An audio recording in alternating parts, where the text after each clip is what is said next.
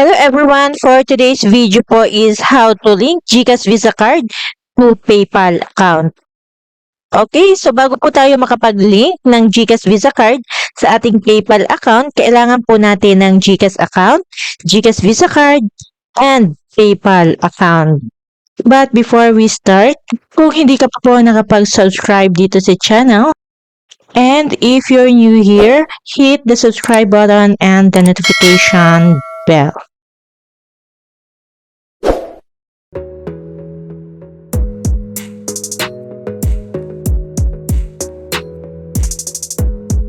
Okay, so let's start.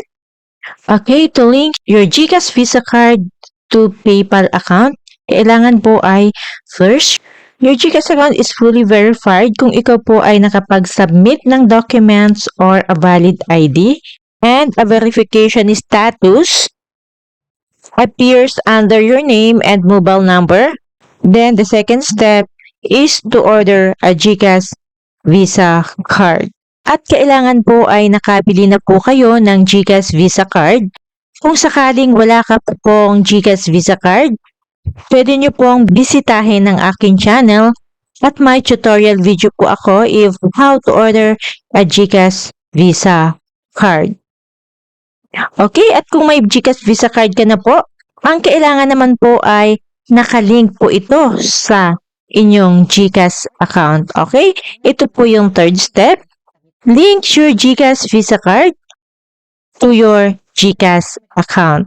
At kung sakaling hindi pa po nakalink ang inyong GCash Visa Card sa inyong GCash account, puntahan niyo po ang aking channel at may tutorial video po ako doon if how to link GCash Visa Card to your GCash account. Or i-open nyo lang po yung link na ilalagay ko po sa description box nang sa ganun po ay ma-direct po kayo sa tutorial video na to. Okay, so after nyo naman po makapag-link ng GCash Visa Card sa GCash account, the last step is how to link your GCash Visa Card to your PayPal account. Okay, i-open ko lang ang aking PayPal account. Then, hanapin ang wallet. And under ng wallet, my bank and cards, pindutin natin ang add new. Then piliin ang debit and credit cards and pindutin ang enter your card info. Then enter your password to continue. At i-fill out ang information ng ating GCash Visa Card. Sa likod ng iyong GCash Visa Card, doon mo makikita ang mga ilalagay natin dito na information. Ilagay ang card number,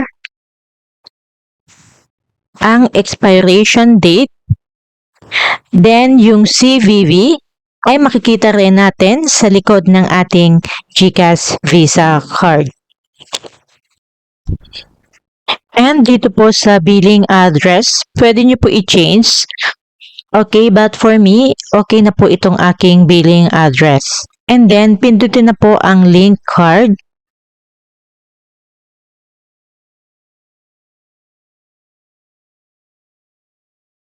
At na-link na natin ang ating GCash Visa Cards sa ating PayPal account. And may lalabas po dito na GCash Visa Cards sa bank and cards kasi nakalink nga po yung ating GCash Visa Card. Okay, so ganun lang po mag-link ng GCash Visa Card sa PayPal account. Okay, so hanggang dito lang po itong video and sana po ay natulungan po kayo sa tutorial video na to. And don't forget to like this video and subscribe this channel. And click nyo na rin the notification bell nang sa ganun po ay maging updated po kayo sa mga susunod ko pa pong mga tutorial videos.